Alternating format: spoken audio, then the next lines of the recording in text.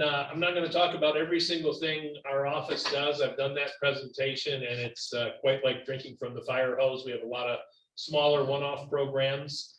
There's a slide at the end that has a link to our annual report. If you didn't see that in the informational flyer for this week, that's got a lot of information about all the other things the office does. But again, we're going to focus on how much more it's raining and some of the strategies that actually go all the way back to the folks that Dan was talking about that were in office shortly after the Clean Water Act was passed and subsequent to the 68 floods here. So I think everyone in this group is familiar with kind of the 140-year trend in global temperatures with a sharp rise lately.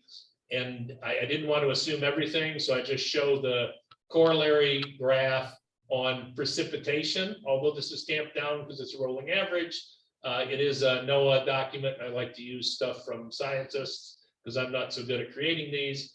But again, this just emphasizes that at least in our neck of the woods and much of the US, warmer air can absorb more moisture, and we see the effects of that in seeing increased rainfall, heavier storms. Wow.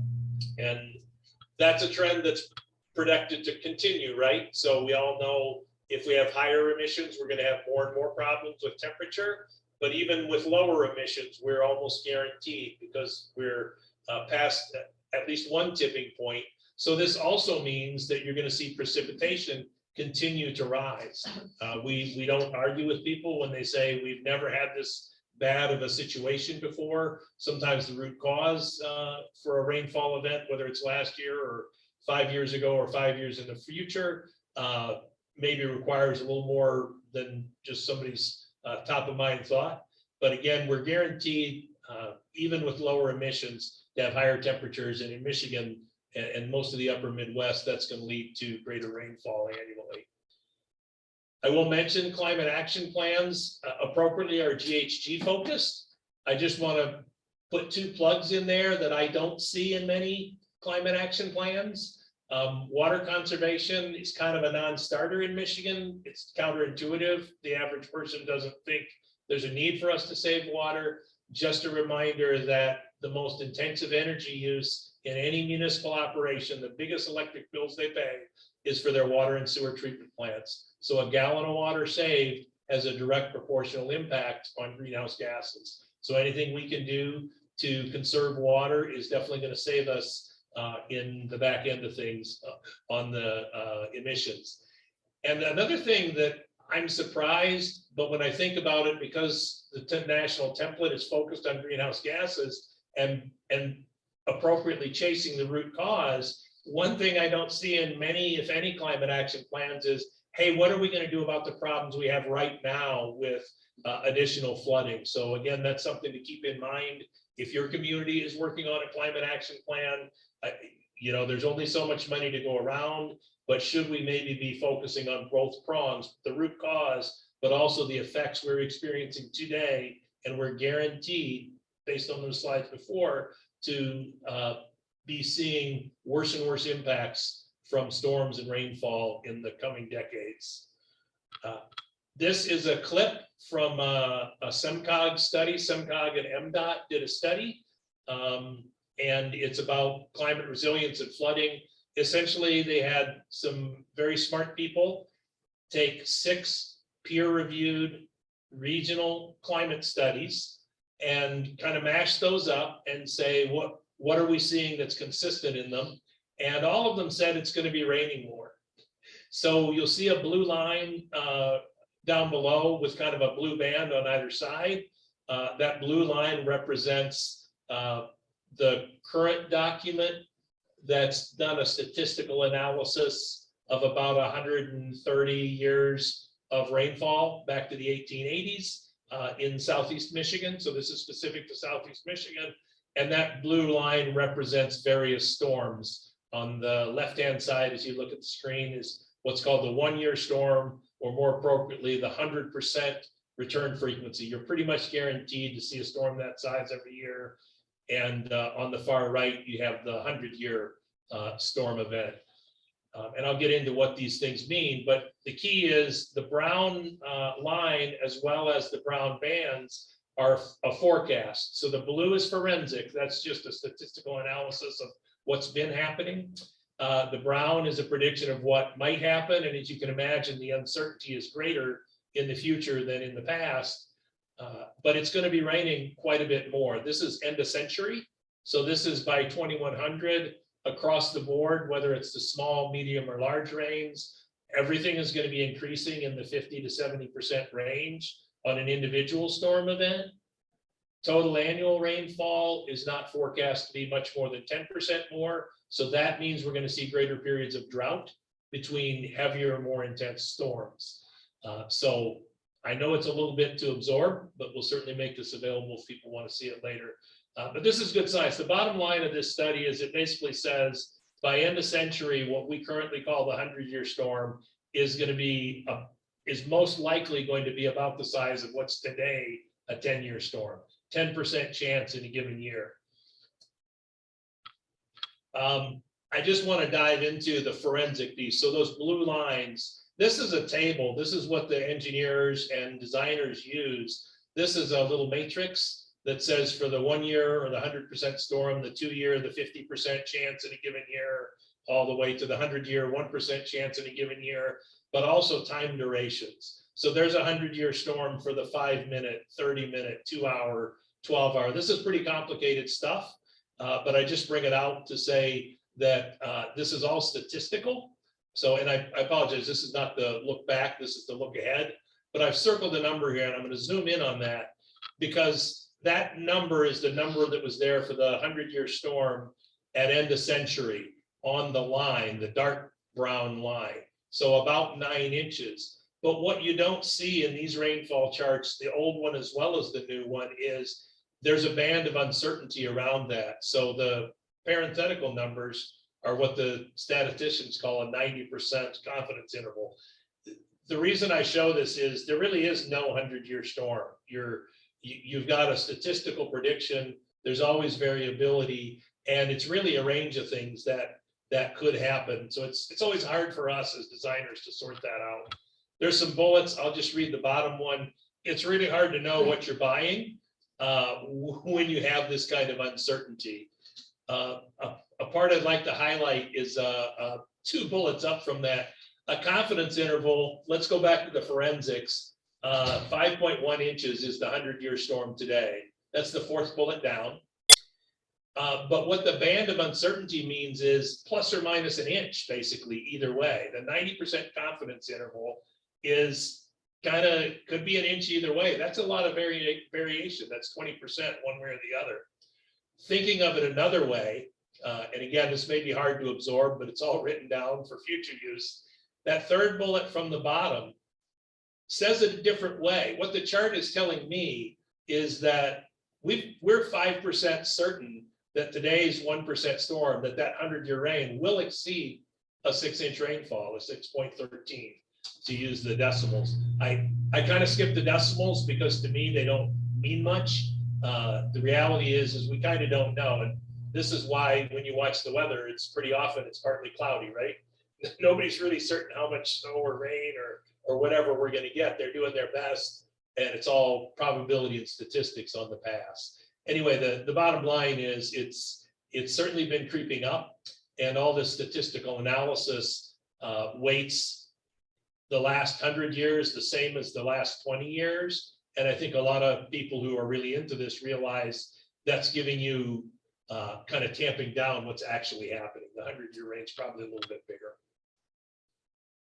So that's enough of probability and statistics. I want to just take one other thing that is a concept it's not easily understood with folks, but it's about the fact that when we develop things, there's less ability for water to absorb into the ground, and that means some water runs off.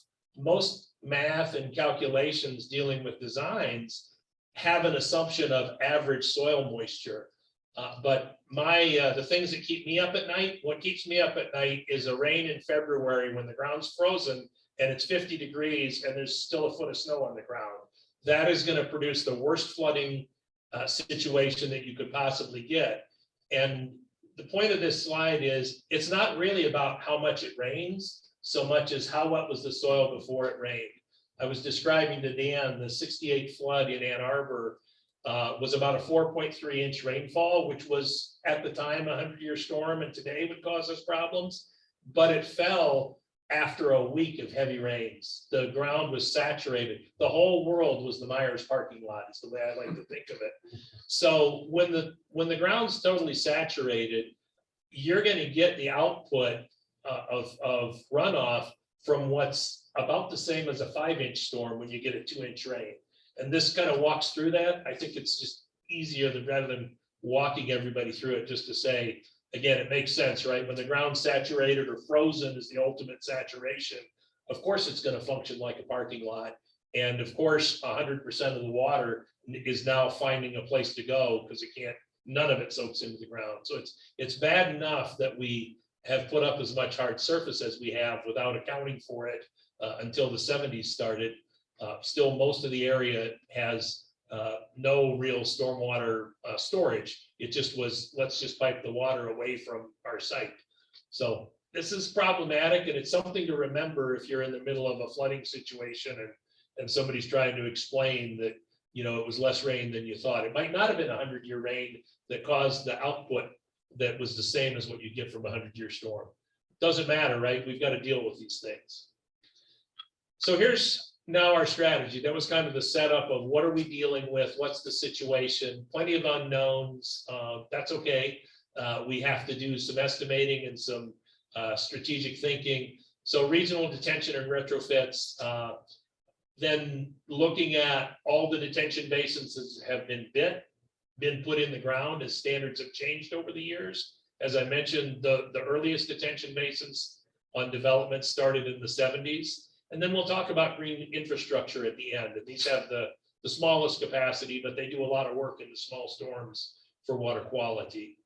So on the regional detention, there's about 11 of these facilities in the area. I've overlaid this on a map of county drains in the area. So there's two things that I like to highlight for people. Number one, the heavy blue lines are legally established county drains. The statute that governs my office is a special assessment law. So all of these are over and above what people pay in their taxes. Unless you live in the city of Ann Arbor or city of Detroit, you're not paying an extra bill for stormwater. So you're getting services that reflect not paying anything. It's one way to think of it.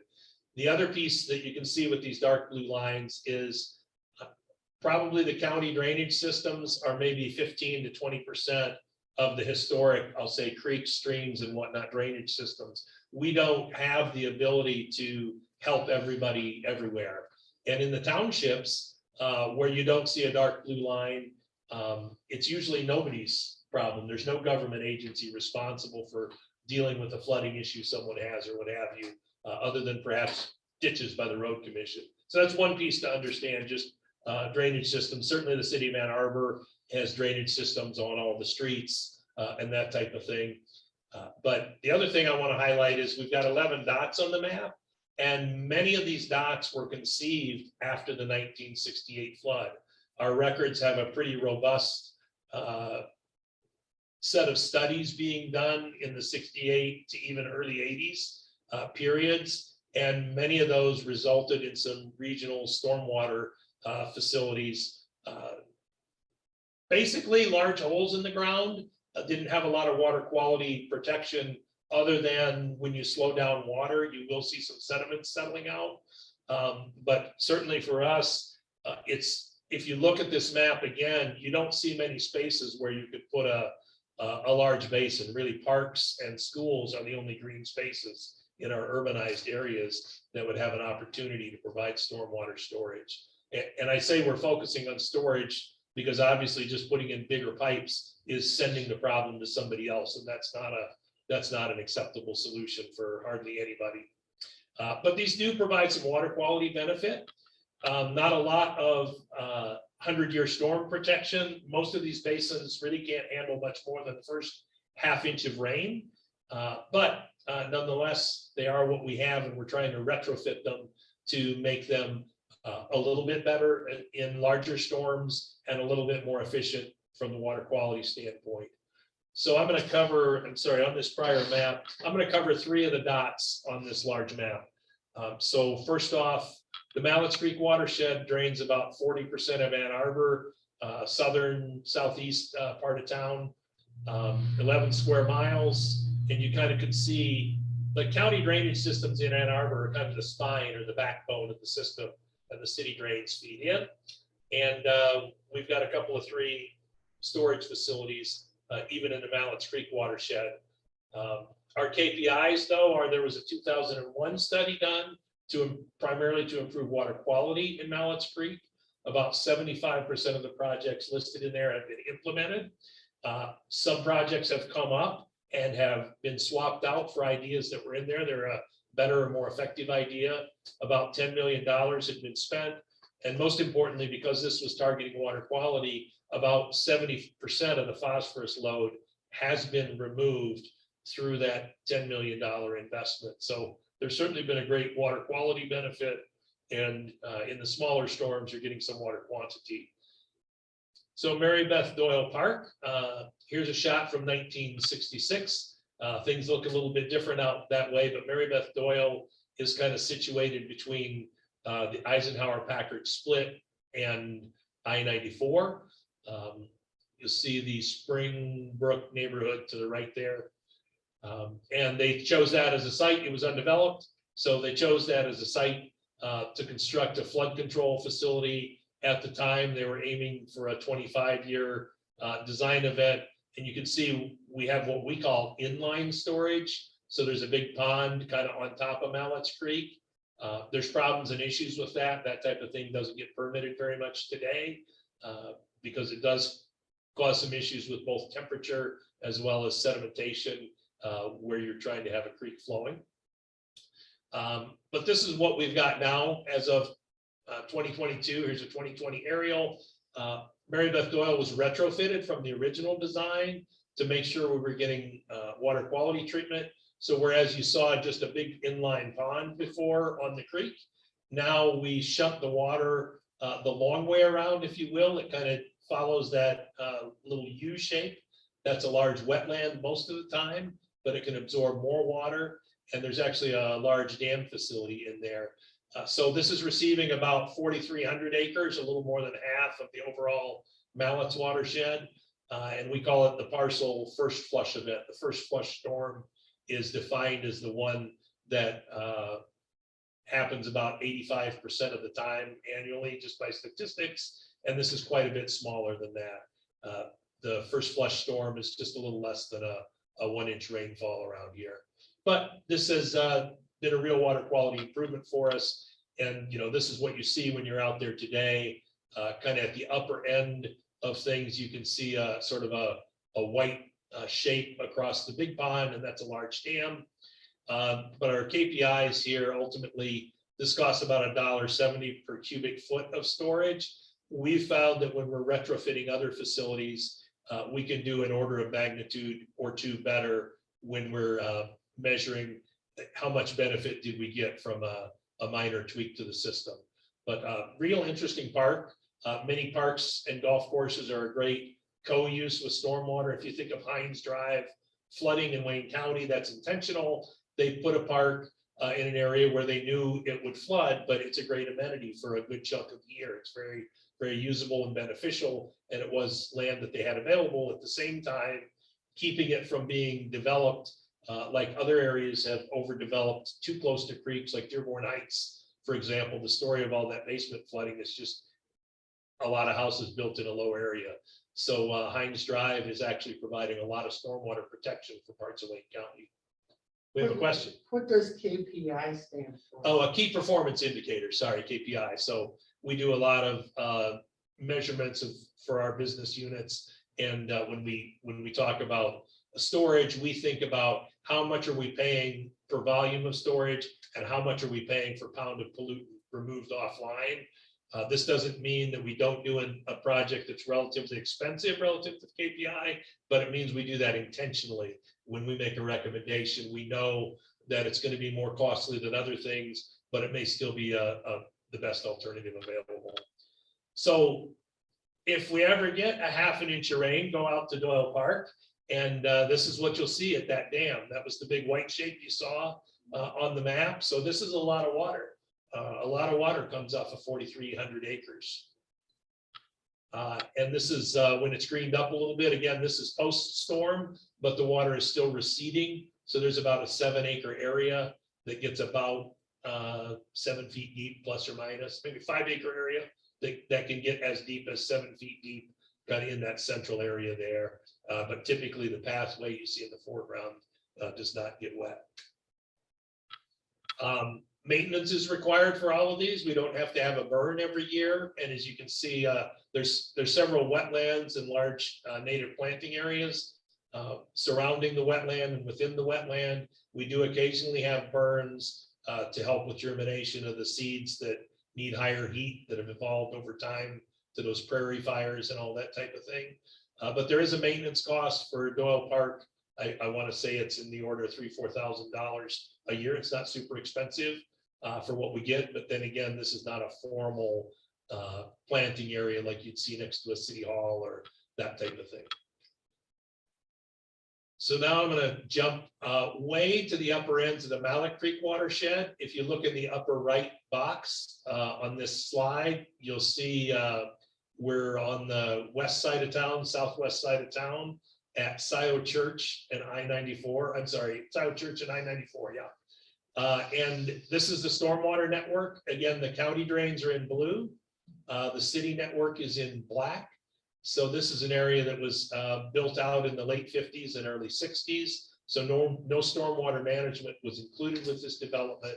And this area had a tornado park over it in 2012. So there was a small, not the tornado, but a microcell from the tornado caused unusually heavy rains in this area. Street flooding, we've got videos from people of cars floating down the street. And when we had our public sessions, we found out that was the 4th time that people were aware.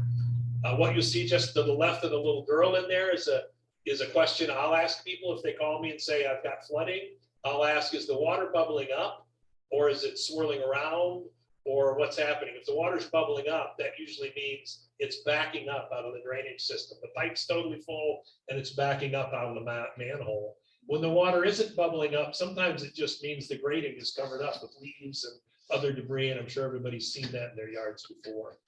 So what happened there was 1.5 inches in a little bit over an hour. That's actually not that huge of a storm.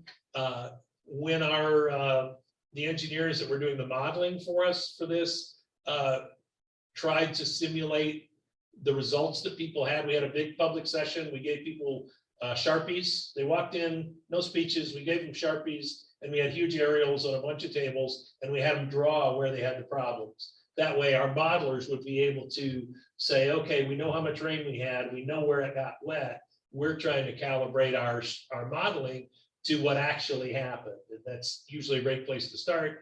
Well, our modelers had trouble with that. What they figured out was we probably had a lot of debris on one of the main stormwater inlets that caused the overland flow to start sooner rather than later. Much like I was explaining to Dan in the 68 floods, there were a couple of places where it sounded like debris covering up a very large diameter opening, but as you've seen in pictures of flooding, there's some very large sticks that come down the way and littler sticks get piled in and all of a sudden you're plugged up. So anyway, it was an intense storm for a short period, but it still rained more than just that 1.5 inches. And this turned out to be the design storm to simulate. So this is the model of what happened during the storm. This is a pretty good reflection of what people drew for us. There were some places where they hadn't drawn anything in, but there was flooding throughout not just the Lawton neighborhood, but also some of that Dickon neighborhood north of Scioto Church there. So we built a stormwater basin. You'll see the location of that shortly. It just got completed. It took a long time to get to there for various reasons. It doesn't usually take that long, but this is what people experienced during that storm. And this is the modeling of the experience after. You'll see, well, it's hard to see on this drawing, but about in the center, there's a hatched area that has showed up where some blue has disappeared, and that's where our basin is. So we've reduced the flooding, reduced the severity and frequency. Even these downstream areas, it's a little less. The study for this whole neighborhood, though, has a proposal on the city's capital improvements plan, has an underground basin proposed in a park adjacent to Lawton School that would significantly resolve that downstream flooding you see as you get closer to Ann Arbor Saline Road on the right there. And you see the linear flooding in that area to the right of the slide. That's where Mallett's Creek used to be, but it got jammed into a 6-foot diameter pipe. And kind of the root of the problem is there's a 6.5-foot diameter pipe that comes down from the Nickett neighborhood, and there's 2 6-foot pipes that come from across I-94 basically. So all 3 of those things are fitting into a pipe of the same size of any one of them. I think any of us can understand that's probably not going to work out so good. But again, the before and after situations are what we're looking for. We can never eliminate flooding, but we look to reduce the frequency and severity that we run into. So this is just the location at a zoom, again, 94 and Scioto Church over there. And there was a lot of vegetation there, a lot of buckthorn, honeysuckle. There were 73 trees removed, several hundred trees and shrubs replaced. A lot of excavation, but a true detention basin is often going to be dry, quote unquote, between storms. So there's a creek that handles normal flows during normal weather and even small rains. In a rain of a couple of inches, this basin is going to start to back up and fill up, but it will fill up about 8 or 9 feet in a heavy storm like the 100-year storm we talked about, or the 1% storm. But this is just a general schematic, so you get a feel for it. And the reason that that stream in the middle is meandering now is to reduce the energy profile. The previous stream, you'll see it says existing stream to be relocated with a purple line, kind of took the long way around. It had eroded quite a bit. It was separated from its floodplain. When things erode down into the ground deeper, the water can't spill into the floodplain, where since the glacial times, all our creeks have been able to self-form to certain characteristics that allow them to handle, excess flows by spilling out over the banks. The problem is we come in and build things where the floodplain was and put fill in, and that can cause problems. So we've tried to recreate that floodplain storage, and this area is in the process of being planted. They were just about 2/3 of the way done last week with the native seed plantings. That'll be wrapped up this week, but there's like I say, several hundred shrubs and trees to be planted. And one benefit of this project was on the left side of that basin, there is now a walkway that will allow people to get to Scioto Church Road across the freeway and like over to the library branch that's over there, because this area is very isolated from Scioto Church. All those houses are down low from the road, and it's quite a walk actually just to get over to I-94 from these houses. You could not do the cross-country cut. I tried, it didn't work. So this is just under construction. Again, give you a sense of scale. It doesn't look as big on a piece of paper as it does here. Those pipes in the background are 6-foot diameter. You can see the meandering stream. And if you squint a little bit, you can see some rocks in various parts of the stream. And those are also to reduce energy and provide what we call grade control, which is a fancy way of saying reducing energy. And then upstream of here, there were actually 3 fairly large detention facilities. That big white rectangle in the middle is the cube, the ice cube. And we found, as we were doing our study work, that they had a very large basin where the middle of those 2 ducts is, that was not functioning properly. This is in Pittsfield Township. We worked with them in the township to restore that pond to functioning properly. And although all 3 of these are not constructed to the standards we've had since 2014, they do provide some benefit of slowing down water coming into the neighborhood. Again, it's important to remember there was no stormwater management within that neighborhood. And what we consistently find, and this is nothing against the people who live there, but there's always, well, isn't there someplace else where you could dig the hole? We don't want it in our neighborhood. It's like, well, everything that gets built new has a stormwater management facility in it. we're kind of just trying to play catch up here. And that is a tough thing, though. Nobody really wants that construction project next to their house or what have you. But it will look very nice in 2 to 3 years. It will look better next spring than it does this fall, but it's not going to look great for another 2 or 3 years. So I'm going to jump to another place, Allen Creek Drainage District. I'm going to talk a little bit about more storage, but also infiltration. So Allen Creek drains about 25% of the city, more the central and northern parts of the core. As I mentioned, Mallets Creek was about 40% of the city that it drains. And again, you see the spine of Allen Creek, and it gets to the Huron just downstream of Argo Dam.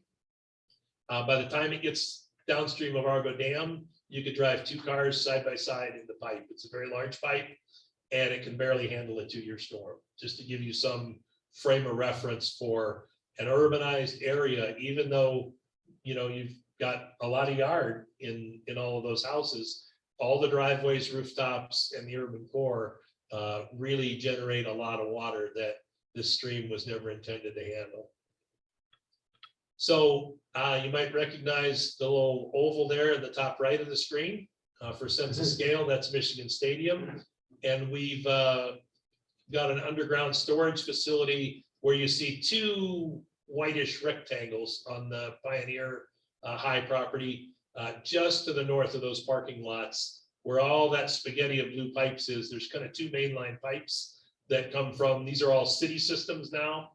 This is a project that we did for the city and turned over to the city. So this is all city infrastructure shown on here, about a 400-acre area. And we're storing 2 million gallons of water underground. And when it got built, the monitoring and metering actual flows showed that 44% of that water infiltrated into the ground. So that was great. We know that the infiltration holes will have gotten plugged up. It's in the process of getting cleaned for the second time. And this time when it got cleaned, we made sure we had pre and post monitoring, so we understand how much infiltration were we getting with a fairly plugged up basin. You know, all those neighborhoods have lovely old trees, and all those organics turn into just a black sludge when they sit in the bottom of a detention facility. So you all may have remembered seeing a large pile of dirt and a large hole in the ground when this was built. But again, to give a sense of scale of what it takes to do 2 million gallons, there's 11 rows of these structures. So this is just 1 row of structures. The manholes you see with the arrows that are pointing to the left, you see that, you know, these individuals can walk inside. We call this a box culvert. These individuals can walk inside there without bending over. And the arrow in the bottom right is to one of many 6-inch diameter holes that allow us to infiltrate. So we had hoped that we could cut a deal with the school to give them new parking lots, and we could site these under the parking lots. But unfortunately, you can't do infiltration unless you are on fairly sandy soils, or at least medium mix of sand and clay. And the soils under the Pioneer parking lots, unfortunately, were not good, which is true of a lot of low areas. But anyway, this was a good success story. We were able to get some grant funding from the state for this. And this is just an aerial view of the project area. So there, all the little circles you see like above the red truck, and the next 3 rows down are those 11 rows of those lengthy structures that we saw before. And this is only, if you see there's 1, 2, 3 rows going left to right, you know, this is covering all 3 of those rows. So it's quite a construction project there for sure. Deep underground, hard to maintain. And again, just for a sense of scale, you can access each one of those chambers as necessary. Every single one of those marks you see on there is an access manhole. So those are some of our regional detention facilities. I mentioned that's 2 million gallons. That's really not a lot of water in the grand scheme of all the water we can handle. I believe that basin can handle the first 0.3 of an inch from those 400 acres. So it's nowhere near even the design storm for a pipe. But again, it slows the water down, and that is always helpful downstream, especially early in a storm or for smaller storms. So now I'll talk a little bit about development regulations. We've got new ones, but also what we're doing about the old ones to see if there's opportunities. Because again, we're convinced that you're going to need to find more storage as time goes on. Digging a new storage area is extremely expensive, and there's hardly anywhere to do it that wouldn't involve condemning property, and that's not popular, and I don't want to do it. But we've found that retrofitting things on a dollars per unit basis can be very effective. What we don't know is how much retrofit ability do we have out there. So we're commissioning a study to give us a sense of that. So let me talk about our new standards. We passed these in August of 2014. This is something Janice Bobrid would have liked to have done when I was a consultant. I brought to her a methodology I saw that a very progressive agency in Milwaukee was doing. What was attractive about it was a plug and chug for engineers on the developer side to submit something to get it approved, to clearly say how much of your stormwater management credit do you get if you put in a rain garden or something else that's going to soak water into the ground or infiltrate it. So what we found since we passed rules, our rules require the first inch of stormwater has to be infiltrated. That's 90% of our annual rainfall today. So that's really good for our rivers, lakes, and streams. Infiltrated, define that. Soaked into the ground. Got it. Yep. So, and then I'd have to spell it right both times too. And then, so that's going to provide filtration, but also cold or base flow. But again, I'm talking to you about, oh my gosh, when it rains, there's a much higher chance that we're going to have a hard rain. But still, 90% of the rainfalls are going to be smaller rains. There's a 90th percentile out there. And maybe that'll be the 2-inch storm instead of the 1-inch storm by end of century. But right now, that's the 1-inch storm. So 90% of our annual rainfall is going back into the groundwater. And all these detention requirements, they've always attempted to simulate pre-development conditions. And we say, well, pre-development, the water soaked into the ground. So that's what we want to try to simulate. So this is just the statistics of what we've seen from about 300 developments since we passed them. I think everybody can read those. These are Passed them where? Which legislation passed them? my office has a set of stormwater regulations. The majority of the communities in the county have adopted a zoning ordinance that says anything that comes to planning commission has to be approved by the Water Resources Office before it gets on the planning commission agenda. So for us to approve a plan, we get to set our standards. I involved the development community when we developed those, so they would at least understand them. We listened to some of the things they said, but not the majority of the things that they were looking for, because developers don't end up living in these places like we do. The developers don't get phone calls like I do, or the city council does, or the HOA does. So at the end of the day, to date anyway, over 30% of these have infiltrated the big storm, the 100-year storm. There's no detention basin at all. And if you want to talk irony, just go look at any apartment complex that's got a little pond with a fountain in it. That's supposed to be in there for water quality and quantity protection. And you tell me you're going to walk barefoot around that little pond with all the geese. That's irony right there. Now, these are not statistics you add to one another to get 100%. These are layered. So I was surprised that over 30% could handle the 100-year storm. I was a little surprised that over 50% of our sites could meet our standards. And 64% of the sites can infiltrate some. Now, we recognize that soils throughout the county are varied. We're in glacial till. There's all sorts of, every type of soil classification for permeability that you can imagine in the county. So for the 35% that could not do any infiltration, they're required to build a basin for the 100-year storm in today's calcs, but to also add 20% volume storage to that as a placeholder. Someday we're going to know what's a better number, and there are communities now working that out. But right now we know that as rainfall has had super smart people doing statistical analyses in an extended period of time, we know that the results that NOAA has provided us that are through 2010, 2011 versus the 1980s version, that 30-year period was about a 20% increase. So we just said, well, we're going to plan for, you know, at least the next couple of decades, and we're requiring folks who can't infiltrate to store more water. Yeah, question. Yeah, I remember in a previous slide, you showed that something like in, like the average infiltration from the ground was it 60% in regular turf grass, I assume?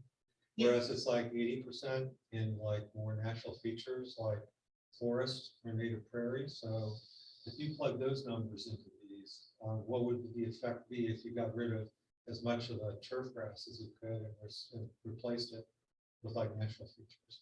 Yeah, so our regulations presume that somebody is gonna, you know, develop and put in hard surface. So it basically is, it's taking an actual, there's no presumption, but on average, if you say about 60% of the land may still be available for some type of, you know, ground as opposed to hard surface, then you're right. You're going to do better off if somebody did natural plantings everywhere instead of turf grass, and we'd actually give a developer some measure of credits for doing that. If they're doing things in their open space that are beneficial, it's going to be easier for them to meet our standards and requirements. Okay. So you've already do that. It's kind of built in, yeah. You know, nobody is doing that, but it is an option that they could take, particularly if you think of like Research Park Drive, right? It's more park than research is always the joke. But I mean, there's so much turf grass there. It's like, wow, why do you want to spend the gas on lawnmowers for that? Exactly. Why do you want to water that? Well, we think it looks nice, and there's very few, you know, I know there's a couple of 3 businesses that have gone with more of a prairie look, but it's not very common for sure. Truly internationally, people think Americans are goofy. Oh, Because of yeah. our addiction to grass. Yeah, I mean, Ann Arbor is much more progressive in terms of indigenous planting yeah. than anywhere else. You certainly see it better than other places for sure. But yeah, it baffles me because really, how long have we even had lawn mowers? So it can't be more than 100 years that people have wanted a turf grass lawn. And we all have our own personal idiosyncrasies. I just can't fathom paying money to make work for myself. You know, I love to, you know, do the pollinator garden thing out in my yard, and that makes my back hurt, but why would I pay money for the lawn business? So I digress, sorry. So we also have mapped, so when we're looking at a new development and trying to decide, can they infiltrate or not, we see different approaches. Some people are trying to show us it's definitely going to be impossible and we shouldn't even bother, you know, looking. But we actually make them dig holes in the ground. We make them dig what we call test pits. We don't accept soil borings. We want to see, you know, a hole the size of like an 8-foot table. Typically is what you would see, you know, typical kind of table you'd see in a conference room. That's typically the size they'll have at the location where they're planning their stormwater feature. Or we may say, I'm sorry, you've got good sand over here, and you're going to have to change your site so that the stormwater features. And there are folks who have, you know, been preaching since the 70s. Your site design should start there. The European approach, I've seen a number of people say, yeah, our approach over here is we start with how's the water going to work, and then we design the site around that. So this is just a representation again of what a different way of looking at the information I provided before. The green are the sites that were able to meet our criteria, and the red ones are ones that were not able to meet it. And there's the yellow kind of blends in with the green of somewhere in between folks. But again, a pretty high percentage. And again, the areas where we have flooding issues are often areas where there was no stormwater management at all. And I can tell you what, I don't think we've gotten any calls from any of these newer developments. We're not seeing problems, but we're gonna see how effective are these things afterwards. So now I'm going to talk about looking at, we've got a study that's going to look at our pre-2014 stormwater management basins. So these are all what we call stand pipes. These are the devices that slow down the water exiting the basin. So rather than having a pipe of the diameter you see at the top, allowing water to just flow out of a stormwater management basin, we'll have what's called a stand pipe, and depending on how much contributing acreage and all sorts of calculations that the engineers have to do, there will be sets of holes in these pipes. In the olden days, it might have just been one set of holes to slow things down in the biggest of storms. There were 3 different eras of different design concepts. The first era was, let's dig a hole. We know capturing water and slowing it down will be good. We'll slow down the water a little bit for the big storm. Then people realized, the big storms aren't really what's causing the erosion to our creeks and stuff. When you have a huge storm, the creeks are overflowing, the banks are overflowed. The water's not moving that fast.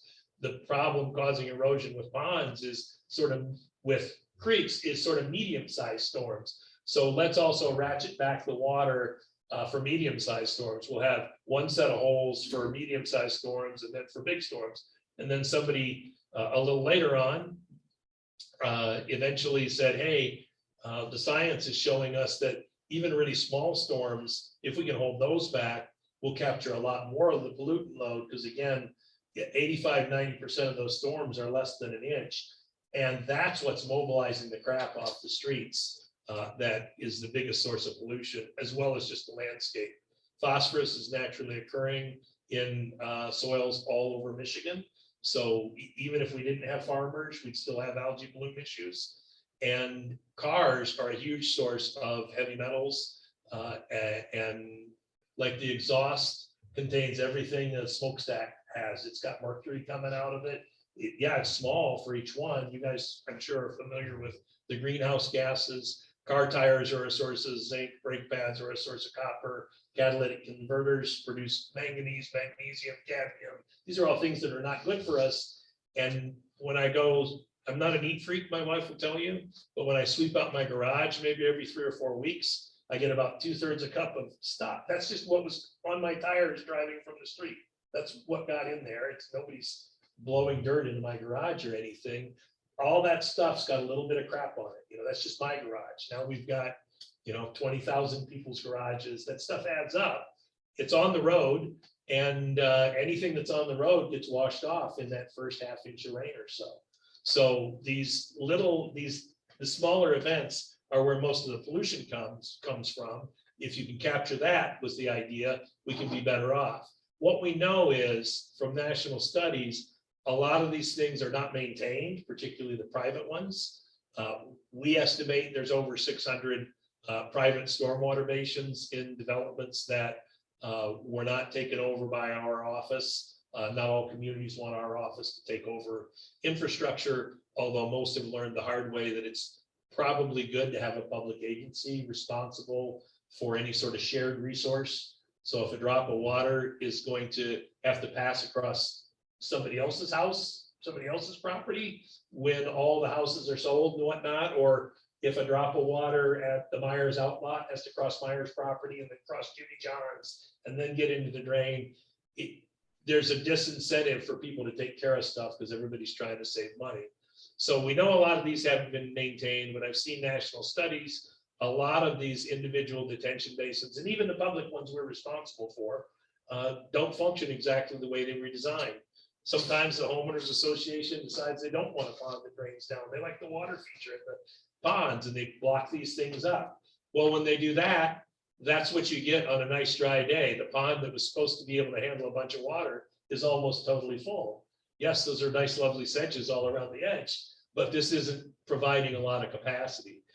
Somebody has either jiggered with the outlet structure, or it's become clogged over time to where the water just sits there all the time. And we see that a lot. So we're starting a pilot study to look at these. Like the slide before said, we might have 1,200 between public and private, but we're going to take a look at 30 or 40 of these and see if we can draw any conclusions. We're also going to look at our infiltration basins though. I just told you there's a bunch of sediment that comes into these things.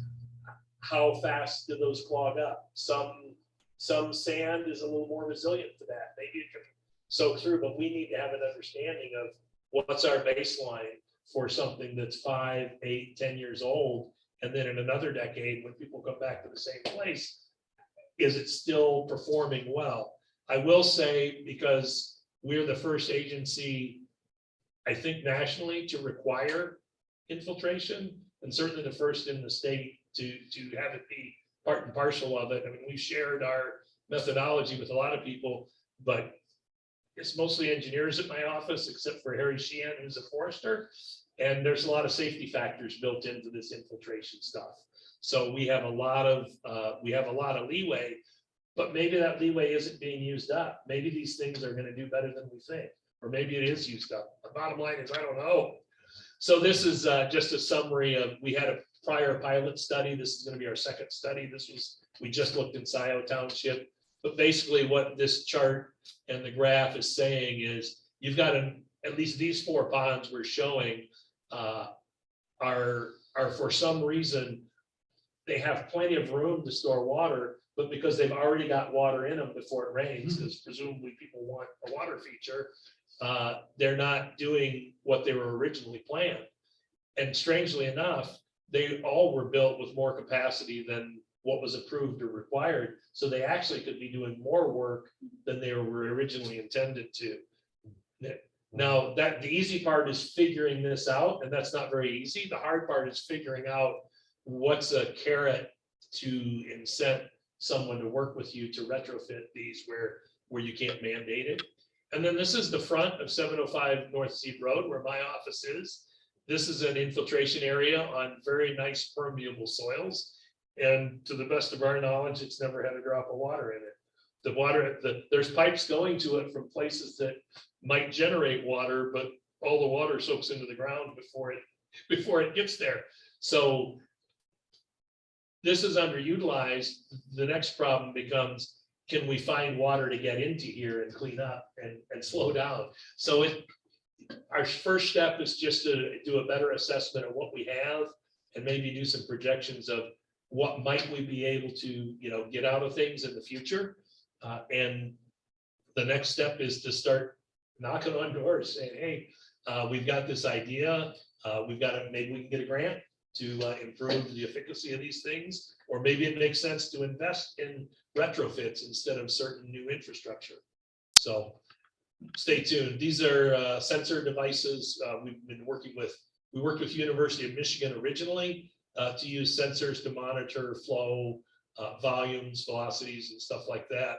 So we understand a little bit more about the quantity of water, and some of these allow us to check out the quality of water too. So again, we can determine if we've made improvements, do we get both quantity and quality performance. But now we've got, I think, 3 different vendors we're working with, and this, it's pretty lean installation, solar powered and stuff like that. So lastly, I'm not going to spend a lot of time on green infrastructure. I think I'm guessing people here are probably more familiar with rain gardens. We've got just about 840 of them that have been built through our Master Rain Gardener program. And our best estimate, when I say I mean people smarter than me who are networked, is there's maybe double that many rain gardens in the county. So maybe there's 1,700 in the county. If you add up all of these rain gardens, the math says we're handling about 1 million gallons per year, not per rain event, but per year. That's a little bit different than a per rain event that we see for these types of things. Now, are you collaborating with Susan and the Washtenaw Conservancy Rain Garden Consulting? She just came to my house yesterday. Yeah, so here's a really funny thing, right? Sometimes Susan will introduce me as someone will find out I'm the Water Resources Commissioner, and the question will come up, do you work with Susan? So Susan's been on my staff for a long time. I mentioned my deputy, Harry Sheehan, and I think my first year of work, he said, you have to hire Susan. She was a temp worker at our office. And yeah, so Susan is actually an employee of Washtenaw County Water Resources. We very much support the program, and all of this, the figures and facts and pictures, come from her and people who are members of the What's program. your last name? Susan Bryant. Yep. Yeah, so it is kind of funny. I honestly believe more people know Susan than me, which is great. I think that's a wonderful thing. Well, she's got a face in terms of going out, Yep. free consulting. Yep. And she, as you are, is very knowledgeable. Yeah. Yeah, and you know, I love this stuff. I have some knowledge, nothing like Susan, and we typically will have a couple of interns at a time, and they've been doing a lot of visit. This has been a very busy year for our rain garden team. And I mean, my secret agenda is to have one on every block. So somebody's asking their neighbor about it, and maybe they're gonna do one too. We wanna be in every neighborhood we possibly can. So, yeah, it's Susan's job to be out front, in front of people with this and to organize the volunteers. When she gives a presentation, she doesn't talk about building a rain garden or how you do that. She talks about how you build a volunteer network, because that's been one of our biggest success stories. We typically leverage 1,200 to 1,400 hours a year of volunteer rain garden cleanup, because we do have to touch all of our, you know, publicly owned natural areas, and anybody who has a rain garden will say, well, yeah, it's not much work, but yeah, I gotta, you know, do a couple hours in the spring and a couple of times in the summer and a couple hours in the fall to have it be the way I want it. So there is cost to maintenance of any infrastructure for sure. So just some examples. Vets Park, you know, typical residential rain garden, doesn't have to be big. It's just whatever people want. This is one of the Miller Road rain gardens. There's actually 23 of them. And this is just a different look. That's a fox sedge, you know, looks kind of grassy, and then there's 3-4 trees.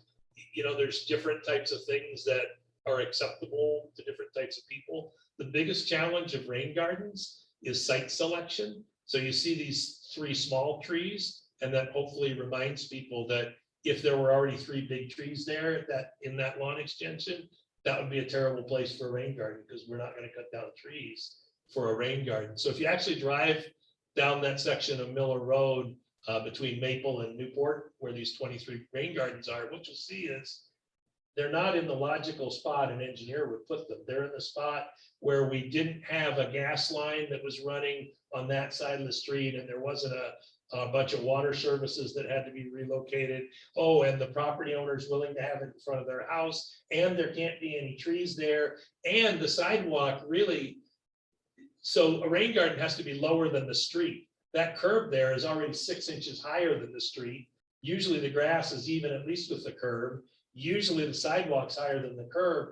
If the sidewalk is much more than 6 inches higher than the curb, unless you've got a really wide lawn extension, it's also it's just not physically possible to put a rain garden in there without spending a lot of money. You see this one, we bought a lot of rocks, and that adds quite a bit to the installation cost, but we had to have a drop of rocks that was about 1.5 feet just to be able to allow us to create the volume there to be able to collect that water. What you don't see here, by the way, is just below those gratings in the street.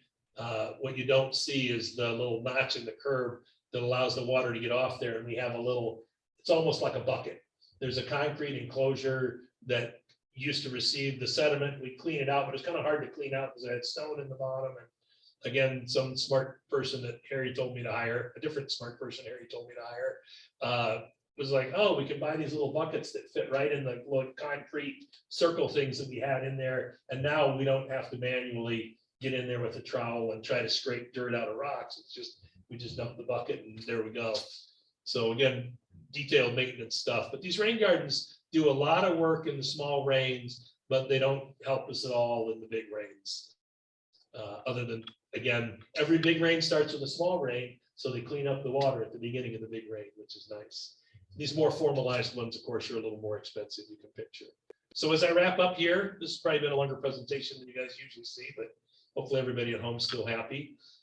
We got something underway on the east side, faith-based green infrastructure. So it occurred to Harry that a lot of churches have a lot of hard surface, but it's not used a lot. And a lot of them have a lot of green space too.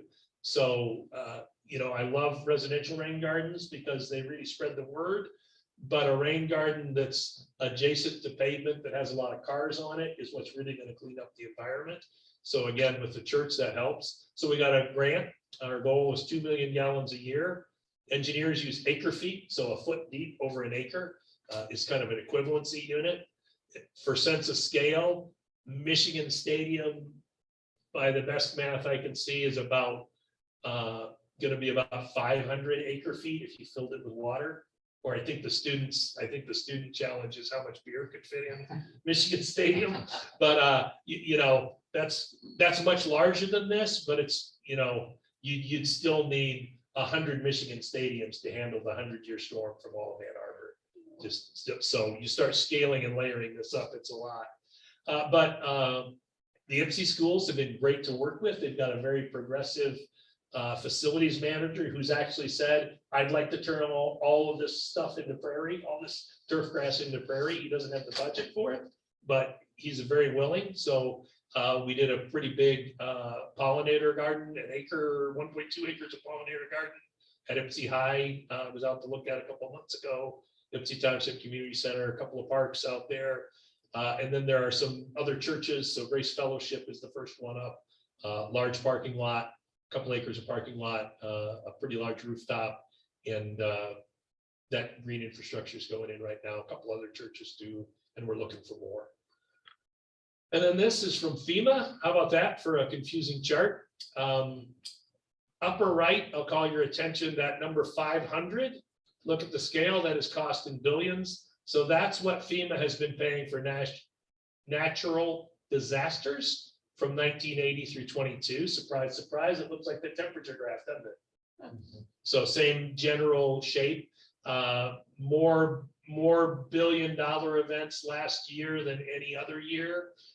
It just keeps going up and up and up. Although 2017 was a particularly bad year, and 2020 is still sort of the yardstick, but it looks like 22, you know, that was only partial year's information, and that did not have Ian, and everybody's saying Ian is the worst dollars damage Florida's ever seen from a hurricane. So stay tuned. Something tells me that'll be the record year.